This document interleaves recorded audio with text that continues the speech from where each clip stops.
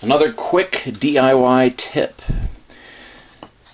Electrical wire staples, whenever you're doing renovations or construction or add-ons or whatever, the wire runs usually need to be moved around or loosened, and in tight spaces under floor joists or in walls it's difficult to get to those staples.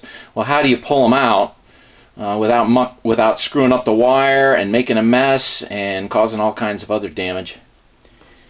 It's actually really simple. This is a pair of side cutters, dikes, angle cutters.